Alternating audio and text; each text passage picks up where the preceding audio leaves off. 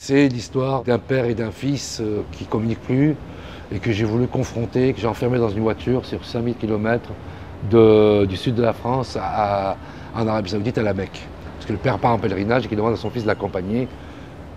Celui-ci ne veut pas, mais il se retrouve à l'accompagner pour des raisons familiales, on va dire.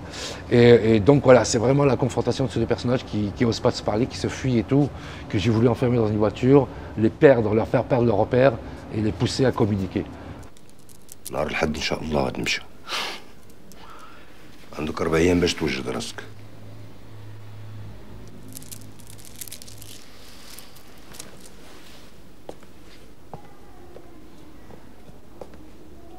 Qu'est-ce qu'il veut que j'aille foutre là-bas? Il rêve.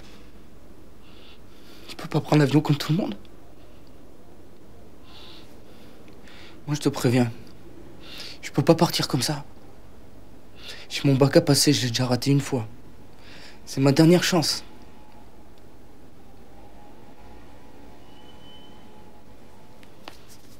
Ils n'ont pas du tout le même regard sur le monde. Ils ne parlent pas la même langue, ce qui est quand même incroyable entre un père et un fils. Mais je tenais à ce que le père parle arabe et que le fils réponde en français. Donc il le comprend, mais il ne parle pas. Donc tout ça, ça crée des murs entre eux. Il y a l'âge. Bien sûr, le père est assez vieux. Le fils est au lycée, il est en plein... Voilà. Il y a la culture. Le père a une culture, on va dire, plus marocaine, maghrébine. Alors que le fils, lui, il est totalement imprégné par la culture française. Donc il est différent, il a l'impression. D'ailleurs, j'aimais bien cette idée que ce soit presque deux cultures qui voyagent dans une voiture. Que ce soit deux étrangers. J'aimais bien cette idée-là. Et c'est des personnages qui se fuient dans la maison. Ce qui bloque aussi, c'est la pudeur méditerranéenne. Ils ont du mal à se parler, ils ont du mal à échanger.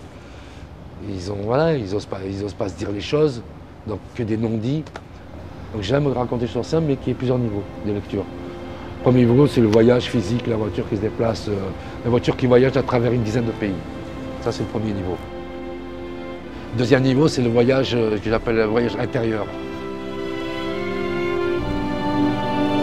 On va où, à droite ou à gauche? Comment ce voyage physique influe sur le voyage intérieur. Comment ces personnages vont grandir aussi et se remplir de leurs expériences. Et ça, pour moi, c'est mon film. C'est le film que je veux faire. Le voyage physique n'a moins d'importance pour moi que le voyage intérieur. Qui fait qu'à la fin, Reda, le personnage qui joue le fils, il n'est plus le même.